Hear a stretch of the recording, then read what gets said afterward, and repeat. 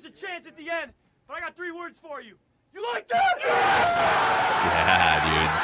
Yes. I like it because it's draft week, boys. Let's fire this thing up. Mackie and Judd.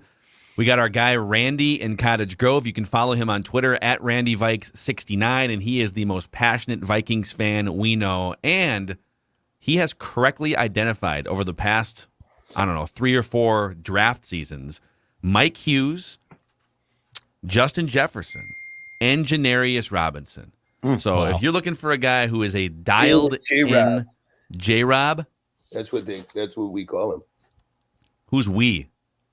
People who give a damn, who love the Vikes. Oh, okay, all right, interesting. All right. Well, welcome to the show. Listen, before we get ultimately what we want from you as we get it every year is we want your 7-round Vikings mock, and we'll get to that here shortly. But a lot of people just kind of wondering, maybe a little bit worried about you from last week. You jumped on and you were going to give your first round mock, at least up through the Vikings pick, and it kind of went sideways there. I think you might have had Sauce Gardner in there about 2 or 3 times, and then you refused to give the Vikings pick at 12. And I don't know, just have you had some time to reflect on what happened there, Randy? Well, in that particular moment, I realized that someone had slipped in my board, and I didn't really like the idea of that guy getting on the radar of other squads, other front offices, and but I went ahead and bottled it up, and I'll stand by that. And if he does end up slipping in the draft and goes to us, you can thank me. Okay, who is that player? I mean, we're like 3 days away from the draft here, so 2 days. He's a gentleman who plays. He's an edge guy. I'll just leave it at that. Okay. Plays for Georgia. You figure it out. Okay. Whoa, Here we go. See, I had a feeling dude. this was going to get nasty right away. I don't think he's going to fall. By the way, but if he does, that's all right. Okay. All right. I mean, a lot of people think that he's going to go number 1 overall now. Peter Schrager sort of he broke the news that the Jaguars are looking at him number 1 overall. Well, as you've seen in the past, Schrager knows where to look for his information. Ooh. Shrigs. Yeah, he did plagiarize your mock draft a few years ago. Accusations. Yeah. And then you guys fought with each other on Twitter. I do remember that. Yeah. It's just he's the kind of guy who doesn't want to do the work himself, likes to kind of sniff around the internet at the Twitter and find people who put in the time. Like in the mocking community, we're not on TV like him. We use the extra time to make big moves.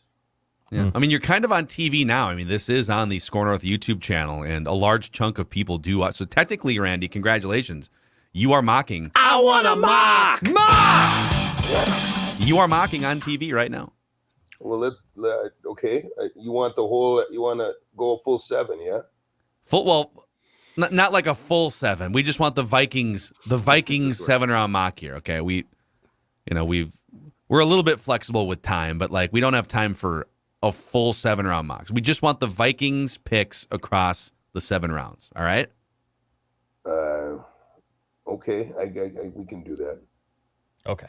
Are you sure? You sound a little hesitant. Yeah. Well, I had the whole thing prepared, and in the past, you've let me really just explore the space. But if you want to just go with the purple, that's fine. There's a lot of good guys that we're going to take. I mean, listen, I'll throw it to Judd and Declan. Do you want Randy to go through literally 250 picks here, or do you just want the Vikings picks? I believe we don't. Our fans are thirsting to know what Randy thinks is going to happen with the Vikings picks. Okay, all right. Well, Randy, we're gonna give you the floor here, but this mock draft by Randy Vikes 69 is presented by one of our new partners here, Judd.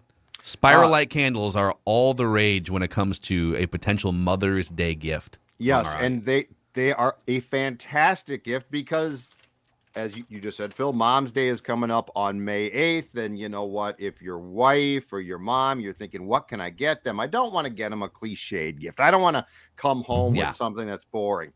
Spiral light candles is the answer. And here's the best part. Prices start at $14. A wide Variety orders of $50 or more ship for free. SpiralLightCandles.com. SpiralLightCandles.com. The scent will make your house smell fantastic, and Mom will love these candles. All right, here it is. Randy All Vikes. right, and also 60 the draft. My mock, my Vikings mock, is sponsored by. It is Corona with a loaded shot in the neck that you can get at one of my absolute favorite establishments. It's Benchwarmers. Benchwarmers is a place where you can go. Excuse me. Listen, Randy, you can't just bring really do that. sponsors to our show without us It's called clearing it. Okay. It's a loaded Corona. They put Bacardi Limon in. You take a swig, then the bartender comes over. That's great. We did That sounds amazing. I've done that before, but yeah, it's great. It's refreshing, and it's a good. Okay. That sounds very refreshing. This is the whole read got goofed up. Now I won't get. How much is this bar paying you to do this? I got a $200 gift card. It's not. That's not a good deal, Randy. Yeah, that's actually probably buy you a lot of those drinks that I you're don't talking get it about. until I play the music. All right. Yeah. This is I told you. this is Randy in Cottage Grove. Sneaky, man. Trying to sneak those sponsors in. Here's his 7-round Vikings mock. We got a lot of needs in this draft, a whole lot of needs, and there's a lot of ways it could fall. But in the past, I've been told and warned not to do trades, not to get cute, as they say. I think we might trade back out of 12, but if we don't, go ahead and get ready to get excited about another weapon for KOC. Pick number 12, we're going to take Jameson Williams, Alabama. Wow. He's a wide receiver. A lot of people have him graded out in the top half of the top 10. But if he falls, you make no mistake. If we don't trade back, we ain't going to take a cornerback there. We're going to take a weapon and look out. And Adam Thielen, you're going to be third fiddle right out of the gate because this guy can fly. Listen, I don't want to minimize what's happening here because once again, we may spar here when Randy comes on the show once in a while, but Randy has correctly picked Mike Hughes as a first rounder to the Vikings and Justin Jefferson as a first rounder to the Vikings. And then the J-Rob, Janarius Robinson, was kind of a bonus. He nailed that one in the later rounds last season. So, when you and I will say this too, you had the position correct last year. You had them taking the Oklahoma State offensive tackle, but they wound up with Christian Darrisaw. I think you might have even said they'd trade back. So Randy's radar when it comes to who the Vikings are going to choose and what they're going to do in the first round is very honed, oddly. So you've got them taking the Alabama wide receiver, going offense in the first round. He's a stud. Yeah, he is. And we're going to go offense in the second round too, because here's a guy who's going to fall. I think we might even sneak up a touch to try to grab him. But if he falls or we sneak up, you're going to love this guy for a long time.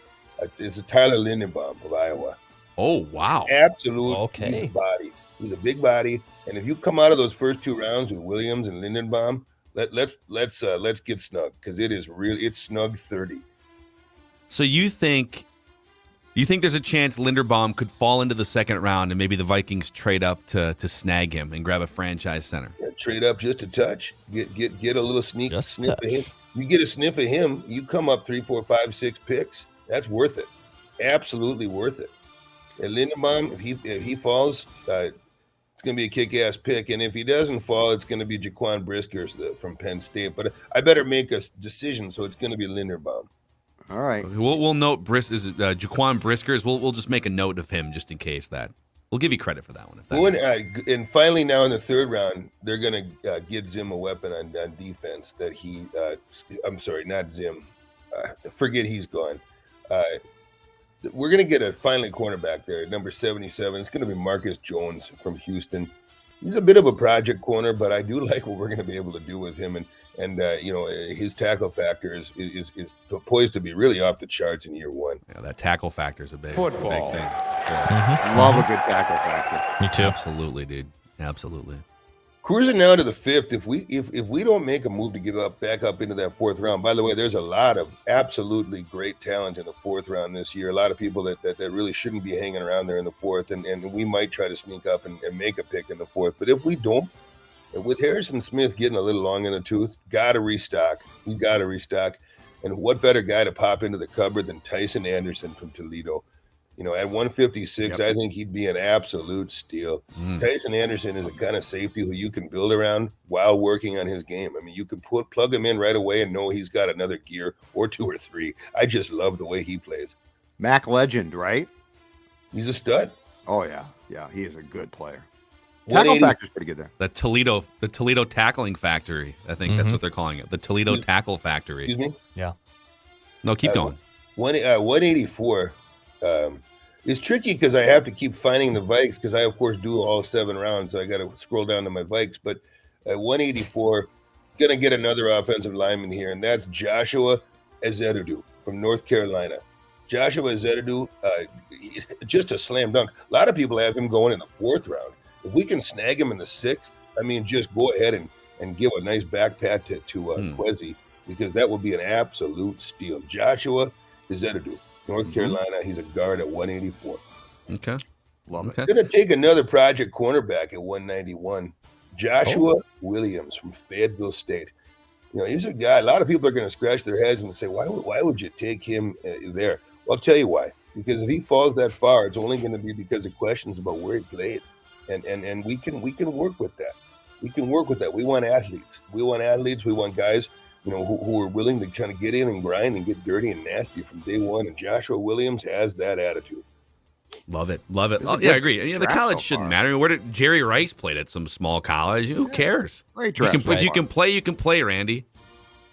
At 192, here's another guard. Just going to put a lot of big bodies in the cupboard and see what we can do. And that's Jason Poole from Mercer. Football. Jason Poole is the kind of guy you can move him around the line a little bit. He's going to be a backup kind of a body, but if you can get some quality play out of a guy, you take at 192 right to the bank. Don't even think twice. He's a great pick at 192. Yeah. And then finally at 250, a lot of people hoped we would have cut Cousins loose and really hit the rebuild and take like a Malik Willis, who I love, early. Well, they didn't decide to do that. Doesn't mean they don't want someone other than Manning in the pipeline. And Kellen Mond, who knows what happened to him? He's in the witness protection program apparently. but we're gonna go ahead and grab a QB here at 250. Oh, and that's another one. Wow. Brock Purdy from Iowa State. Oh no, Wow. dude. Brock Purdy. Brock Purdy. Love it. Purdy's the kind of guy who you never know. Sneak him in the back door, throw a red jersey on him, and stuff him on the practice squad for a couple of years. Yes. But Brock Purdy at Was he 250 could be the SOB, as they say, the steal of the draft. Wow. Fiesta Bowl MVP last year. Fiesta Dude, Bowl MVP. That was a good game. I don't know if you guys watched it. It was a Oh hell of yeah, a- yeah. Missed. Yeah. Brock Purdy is an experience, and I am here for it, baby. I'm here He's for it. experienced. He had a lot of great games in college. Yeah, he played, let me see here, 48. He started 48 games at Ohio State, and was just rock solid. Little lettuce, as the ladies like to say, on top, like Yeah. to Yeah. kind of grease it down. Yes, sir. Maybe he pulls up to camp in a, kind of an old Camaro or something. Just doesn't give a damn. That's the kind of Maybe- guy you need under center. And when we finally move off this Cousins train, then maybe he'll be ready. So Maybe that's there's a great draft. I can post it if you want. It's a great draft, and I'm excited. And once again, the loaded Corona special. All right. Good job, Randy. Okay. That was Thanks, a Randy. Great, Good job, Randy. Great Great. job. All right. Yeah, we Okay. had to kick him out. All right. Trying to sneak his Gotta little kick him sponsors in there.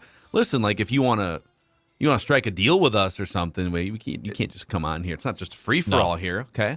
No. He did the same thing last year or 2 years back. He sold Yes. the mock draft and that Some got local bar or contentious. something. Yeah. Yes. Yeah, and it's a great local bar that I've been to numerous times. But can't just come on here with Right. your own sponsors.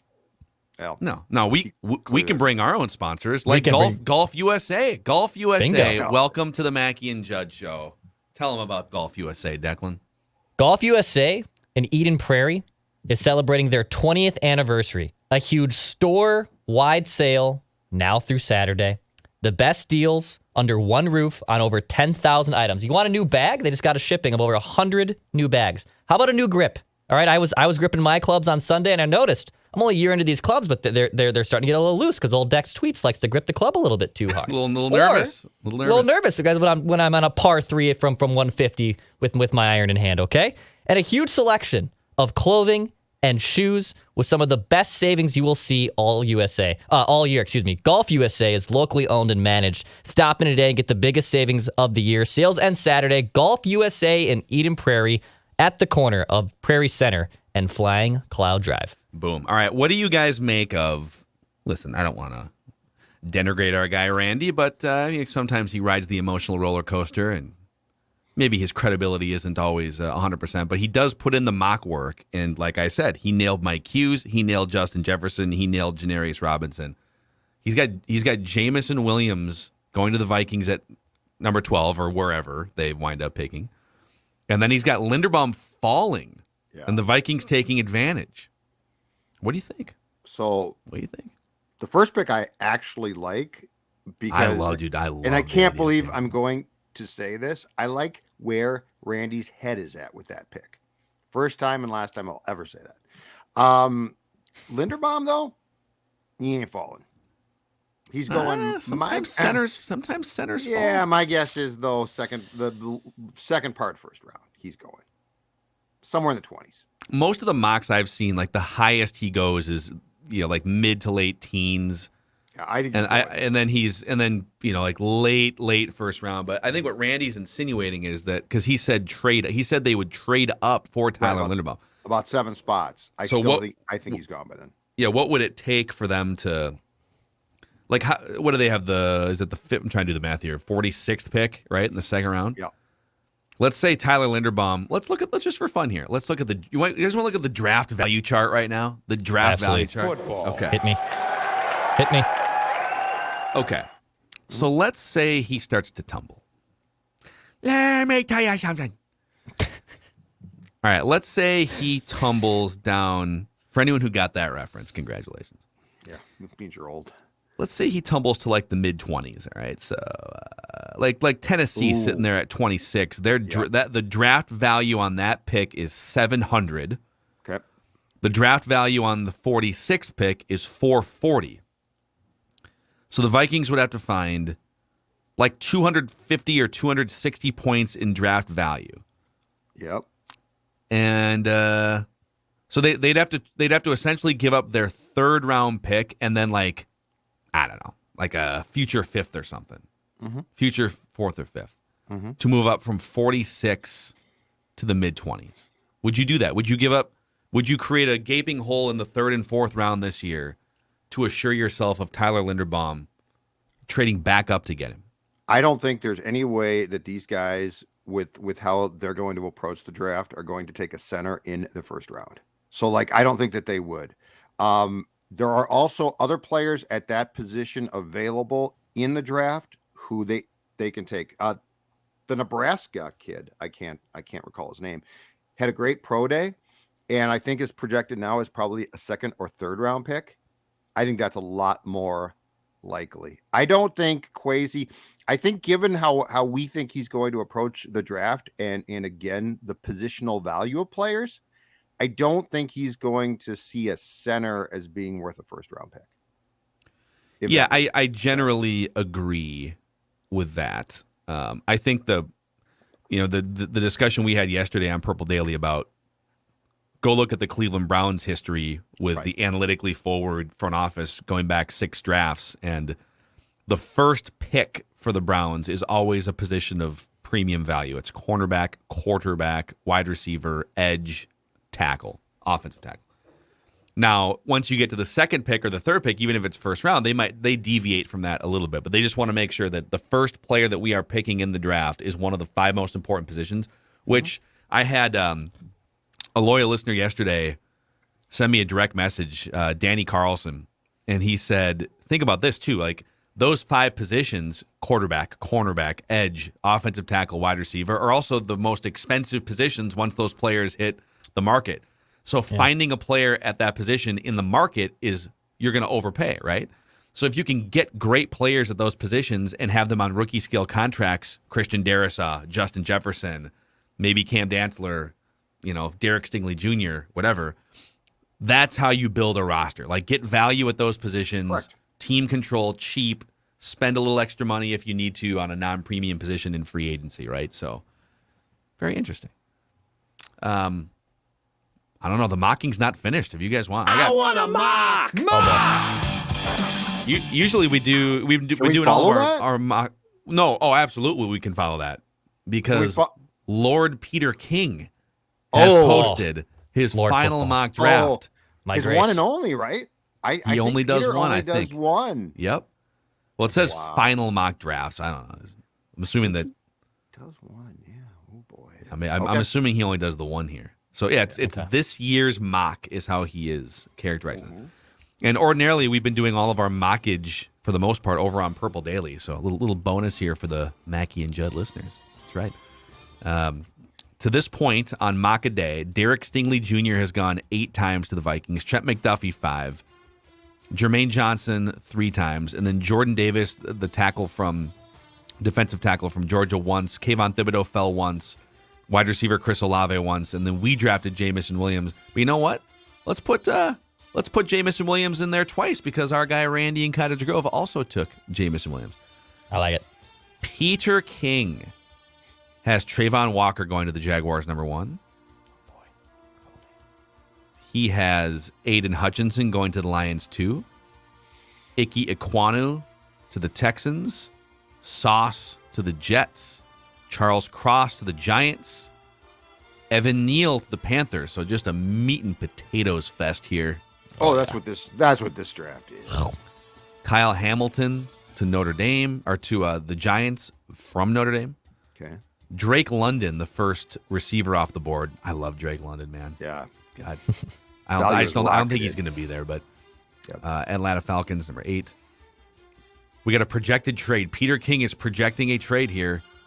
The Texans trade the 13th overall pick to move up to 9 to select Garrett Wilson from Ohio State. So Seahawks move back to 13. Interesting.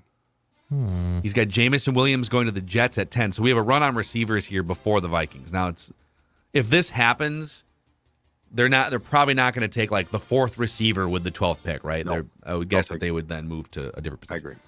And wow, Chris Olave going to the Commanders at 11. So 4 receivers off the board, no quarterbacks off the board. I wonder if we're going to get that run. That's interesting. I thought that we wouldn't. I think this is the first mock that we've done that's projected this type of run on that position. Yeah. Okay, so if this happens, Stingley. I've seen the pick, but Kayvon Thibodeau's on the board too here. All the quarterbacks are on the board. Yeah. Would you rather have Stingley or Kayvon Thibodeau here? Thibodeau. The quarterbacks are on the board though, so I think this would be cause. It would probably be a trade back. I think this would be cause to probably trade back. I love Kayvon Thibodeau. I would take Stingley here. That's who Peter King has the Vikings taking. Yeah, Derek Stingley. I want a mock. So there are good fits, and there is Stingley in Minnesota, which is a great fit, he's saying, where he'd be coached by his old defensive coordinator at LSU, and he'd be mentored by Patrick Peterson. This is a dream scenario for the Vikings. Stingley's career fell off a cliff after a strong 2019 season, the same way the LSU program fell off a cliff in the last 2 years of Ed Orgeron. And then he just continues into here's a quote here. One GM said, "I think he was the best NFL prospect in the country as a freshman, and his workout this spring showed a lot of Darrelle Revis to me." Here's the thing. PFF now has him as the second best player in the draft, and a lot of these teams, if not all of them, use PFF as a consulting service. Yes. If the consulting and analytical world and even the scouting world thinks that he is one of the 2 or 3 best players in the draft, he's not going to be there at 12. Correct. You know? I also don't think that there is going to be a run on receivers as King projected there. I think Stingley is gone in the top 10. And because the thing that's going to, I think, alter teams is his pro day was great. Like if he had a questionable pro day and it's trite, but if his 40 time hadn't been so damn good, I think he probably falls a little bit, but it didn't. So I think he's gone in the top 10. Here's my question, gentlemen. What would you think if the Vikings actually tried to trade up to, let's say, 6 with Carolina to take Stingley? Wow, dude. I'm just throwing it out there. I'm Wow, not passing judgment here. Wait, I'm asking- actually, it's cause for this one right here. Reckless Okay. speculation. So my first question is, what would it cost? And again, I'm just going off the NFL trade value chart. And the 6th pick is worth 1,600 points. The Vikings' 12th pick is worth 1,200 points. You'd have to find 400 points. Your 46th pick is worth 440 points. So would you do, to move up to 6, would you give up your 2nd round pick and then maybe get like a 5th round kickback from Carolina? Would you move up 6 picks and swap your 2nd for a 5th? I personally Stingley? would not. I personally No. would not. But I would No. be more on board with if the draft, just for the sake of the conversation, falls as King has it. I would be more on board with both quarterbacks there at 12, bailing back with like Pittsburgh. Well, and that's the tough part about this is Pittsburgh actually gets the first quarterback, and it's Kenny Pickett at 20 in this mock draft. And I don't see Malik Willis anywhere in the first round. He's got Lindenbaum at 24 to the Cowboys. I'll be shocked if that would shock me. He's got Matt Corral 32nd to the Falcons. We can save this for Purple Daily, even a great tease by the executive producer here. But a listener Top notch. sent me a sneaky good mock draft from his mock draft on PFF that has the Vikings trading back, and it's fascinating, and I think it's worth exploring and discussing on Purple Daily. Wow, okay. Oh, look at that. Look at this guy just teasing Purple Daily there. Mm-hmm. Incredible. I'm on a roller coaster. Draft. Reckless speculation. Super pumped. Yeah, and please, if you guys are in the area, we would love to hang out with you at Surly Brewing Company on Thursday night. So I see it. So we're going to be outside in the amphitheater with like a big screen, and we're going to be live on YouTube. And I see it's going to be like 40 degrees. So whatever. Just Who a cares? little warm. Put on some Fine. long underwear, some Chill Boys long underwear, and whatever. But yeah, we'd love to, if you got no plans on draft night, or even if you do, cancel them. Come hang out with us. We're live on YouTube starting at 6:00.